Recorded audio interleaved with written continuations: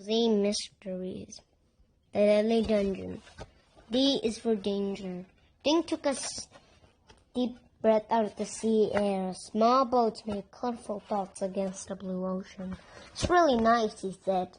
Josh peered nervously over the cliff. How do we get down? Suddenly a scream burst from the castle behind them. Dink nearly dropped his end of the picnic basket.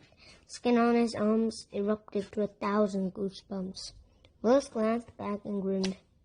Dink, Josh, Ruth Rose, allow me to introduce the ghost of Emery Scott. Chapter 1. Dink squirmed in his seat. He, Josh, and Ruth Rose had been riding on the bus since 7 that morning. They were on their way to Maine to visit their friend Willis Wallace, a famous mystery writer. The three of them had met her when she came to Green Lawn. Dink smiled when he remembered how they had rescued Willis from a kidnap. Dink glanced over at Josh, asleep in his seat. His sketchpad was open on his lap. Behind Josh, Ruth Rose was looking at a map. She liked to dress in one color. Today it was green, from her t-shirt to her high tops. Dink moved into the seat next to Ruth Rose. Where are we? He asked. Almost there, she pointed to Belfast, Maine on her map. We just passed Welcome to Belfast sign. Dink noted that was where Willis was picking them up. Ruth Rose turned her map into her pack. I'm so excited, she said. Do you think our castle has a moat and a dungeon? I hope it has food, Dink said. I'm starving. Josh's head popped up in front of them. Me too. Are we there yet? Just then the bus driver called out, Belfast! All right, Josh said, leaping into the aisle. The bus stopped in front of a small gray shingle building. Through the window, Dink could see the water. Did you see Willis? Ruth Rose asked. Dink grabbed his pack. No, but let's get off. I think I'm allergic to buses. The kids headed for the front. They followed an elderly couple down the steps. They were squinting into the blinding sunlight when they heard someone say, Hi, kids. A tall man with totally blonde hair was walking towards them. His face was tanned and smiling. I remember you. You're Willis' brother, Ruth Rose said. Call me Walker, okay? Said the man. Willis is buying groceries, so she asked me to get you. Walker Wallace picked up Dink's pack.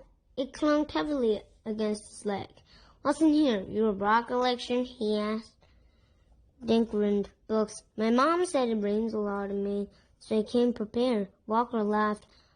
We have planned perfect weather for you guys. Sun every day. Come on, that's my Jeep over there. Walker's dusty brown Jeep had no top. The leather seats were worn and split in places. He swept a pair of boots and a tool belt onto the floor, making room in the back seat. Pile them. The boys climbed into the back. Ruth Rose sat next to Walker. How far is the castle? She asked.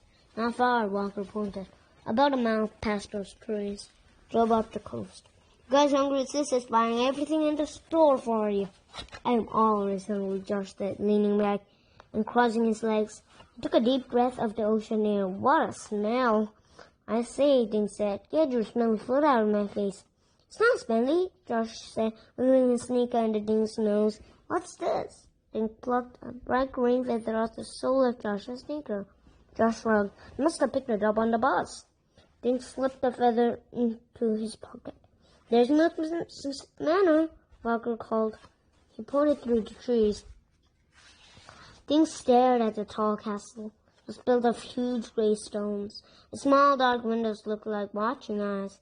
An iron fence surrounded the building. Cool, Dink said softly. Look, guys, they move, Ruth Rose said. And a drawbridge, cried Josh. Walker pulled up in front of the gate. The kids hopped out with their packs. I have to get back to my boat, Walker said. Sis should be here soon. Have fun. He waved and sped back through the trees.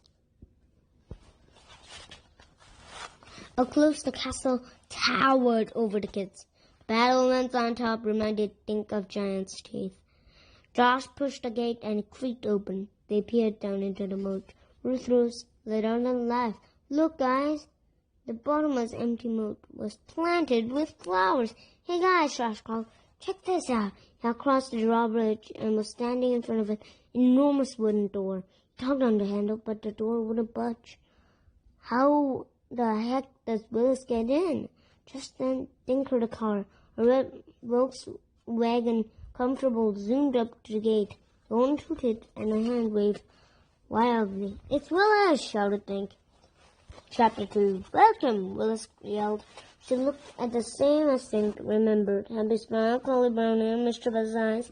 What do you think of most manners, Jess? Isn't it fun? I love it, said Ruth Rose. It's awesome, Josh said. Willis laughed. It is something, isn't it? Help me with these groceries, and I'll take you to the grand tour. The entrance to the castle turned out to be the regular-sized door around the corner. Willis and the kids carried bags of groceries into a large room. Dink saw a washer and dryer, wooden pegs for hats and coats, a pile of sneakers and boots. This is my mud room, Willis said. The kitchen is through here. She shoved open another door with a hip. Dink had to tip his head back to see the high ceiling. The unusual kitchen stuff was there, with a long wooden table in the middle. A black handler hung over the table. This place is humongous, Dink said. That's why I love it, Willis said. Let's put the food away and I'll show you around. The kids quickly emptied the bag while Willis put the milk and ice cream into the refrigerator. Okay, the tour begins in the royal living room, Willis said. Follow me. She led them to the biggest living room Dink had ever seen. The first thing Dink noticed was the calendar hanging right over his head. It was big as Willis's car. A marble fireplace took up almost one whole wall. The mantel was dark wood, covered with all kinds of animals. This place is amazing, Dink said. Geez, Josh breathed, peering into the fireplace. You could burn a whole tree in here. Willis flopped onto a pile of floor cushions. Some winter days I wish could, she said. It gets mighty cold up here on this cliff. How old is this place? Ruth Rose asked, peering up at the tall stone walls. Pretty old, Willis said. It was built in the 1930s by a movie star named Emmy Scott. Awesome, Josh said. What happened to him?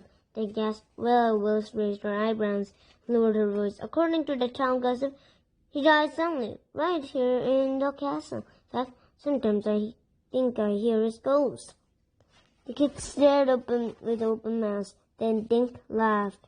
Come on, you're just kidding, right? Why? You don't believe in ghosts? Willis asked in a grin. No way, the old gal.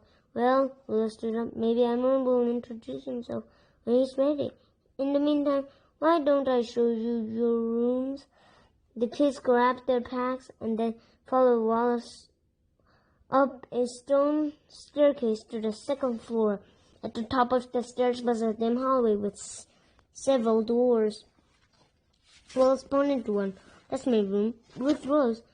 Your sister and I put you boys together right across the hall. Willis tapped on a narrow door at the end of the hall. This one leads up to the roof. Dink opened the door to the bedroom. Like the rooms downstairs, the ceiling was high. Blue carpet covered the stone floor. The twin beds had bright red covers. Dink went to the window and looked outside. All I could see were pine trees. Where's the ocean? He asked. On the other side. Willis said. Why don't you settle in, then come down for lunch? Ruth Rose went to her room. Dink and Josh dumped their packs on their beds. This place is so cool, Josh said, wandering into their bedroom. Dink stuck his books on the table next to his bed, pawed through his clothes, then changed into shorts and a t-shirt. Dink, come in here, Josh called. Dink wandered into the bathroom. Listen, Josh said, he and his ear against one of the bathroom walls. What are you doing? Asked Dink. Josh made a swishing sign. I thought I heard something. What's going on? Ruther said as she came into the room. Josh thought he heard something behind the wall, Dink said. Ruther screamed. It must be the ghost of Henry Scott. She's just waiting for you two to fall asleep tonight. Just then they heard Willis's voice. Come and get it, she called. She raced down to the kitchen.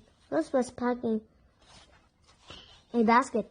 This is such a great day. I thought we'd have a picnic on the beach, she said. Cool, Josh said. Can we go fishing there sometimes? Willis nodded. Ask Walker if he can borrow us a gear. In fact, he's talking you lobstering tomorrow. Awesome, Josh yelled. Willis smiled. You won't think at 40:30 tomorrow morning? Dink and Josh each grabbed one end of the picnic basket. Willis handed Ruther a blanket and led them to the back of the castle and through another gate. Great view, isn't it? Willis said. First time I saw this place, I knew I had to do my writing here. Dink took a small breath of the sea air. Small boats make colorful dots against the blue ocean. It's really nice, he said. Josh peered nervously over the cliff. How do we get down? Willis laughed. See, I had steps built before Henry Scott. Remember that marble fireplace and the massive calendar? Every piece came from the Europe by the boat. Goodness knows we got them up this cliff. Suddenly a scream burst from the castle behind them. Dink nearly dropped the end of his picnic basket. The skin on his arms erupted to 1,000 goosebumps. Dink, Josh, Rutgers, allow me to introduce the ghost of Henry Scott. Chapter 3. The kids stared at Willis in silence. She winked at them. Don't worry. That's just his way of saying hello. Shall we go down? The kids glanced at each other, then followed Willis down the wooden steps. At the bottom they found a small sandy beach. Dink and Josh set the basket in the shade of some boulders while Willis and Ruth Rose spread the blanket. Look, a cave, Josh said, pointing at a tunnel at the bottom of the cliff.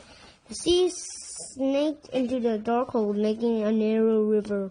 How far does it go in? Josh asked, peering into the black space. I don't know, Willis said. Rocker told me it's full of bats. They picnicked on chicken sandwiches, apples, chocolate chip cookies, and cold lemonade. Willis pointed down the shoreline. Walker's house is beyond those trees. Or is he? Asked Dink. Out on his boat, Willis said, waving a cookie at the ocean. His lobster pots are scattered over all about a half-mile of very deep water. How does he find them? Josh asked. Willis wiped her fingers on a paper napkin. Well, he has a good compass, and about Lady Luck, that's his boat, and he knows the water. After their picnic, Willis put everything back into the basket. Ready for a walk? They hiked along the rocky beach. Ruth Rose poked into the tidal pools and picked up shells. Josh hung his sneakers around his neck and waddled along the shore. Better watch out for lobsters, Dink teased. They like smelly toes. Josh grinned and splashed Dink. Rounding a curve in the shoreline, Willis pointed, there's Walker's place. It was gray cottage with red roofs surrounded by dun grass and sand. Just then they heard a shout. Dink looked around and saw someone waving from the end of the dock. Willis waved back. Cats, come and meet our friend Ripley Pierce. They walked out on the dock end. The boat's brass and wood trim gleamed in the sunlight. A man stood next to the boat, holding a dripping sponge. He had a slicked back hair and blue eyes. Hi, Rib, Willis said. Meet Dink Duncan, Josh Pinto, and Ruth Rose Hathaway. The man smiled and stuck out a hand. He had dazzling white teeth and a deep tan. You're fans of this lady's books, right? I got all of them, Dink announced. I met these three in Connecticut, Willis Springs. They spending a week up at the castle. Why don't you come for supper with us tonight? I like your boat, Ruth said. It's so shiny and clean. Rip clasped her with a grin. Thank you very much, little lady. I'll see you tonight at dinner. Then he looked at Josh. What do you untie me? He has pointed to a rope tied to the end of the dock. Josh untied the rope and handed it to Rip. Nice meeting you kids, he said, stepping aboard his boat. His stairs engine, and the boat pulled smoothly away from the dock. Dink watched the boat cut through the water. Maybe I won't be a writer when I grow up. Maybe I'll get a lobster boat. Willis grinned at Dink. Better stick to writing, Dink. Lobsters are getting scarce in Maine. I can't wait to go out on Walker's boat, Rose said. My brother's boat is not like Rip's. Will said. She shook her head. I don't know how Rip keeps his so clean. Walker's boat looks and smells like a lobster boat. They walked back towards his picnic spot. Josh kicked water on Ruth Rose. Then she chased him down the beach, yelling all the way. Dink walked quietly along with Willis. Overhead, a seagull cried out. Dink looked up at Willis. Do you really think that scream we heard was the ghost of Emery Scott? Willis laughed. All I know is that I've been hearing those screams since I moved in. First time I searched the castle, but I never found a thing. Dink shivered. Do you hear the noises a lot? He asked. Willis shrugged. Sometimes weeks go by and there's not a peep. Then I'll hear them for a few days in a row. Willis smiled down at Dink. Tell you the truth, Dink, this is one mystery that got me stumped. Those screams aren't the ghost of Emery Scott. Don't know what they are.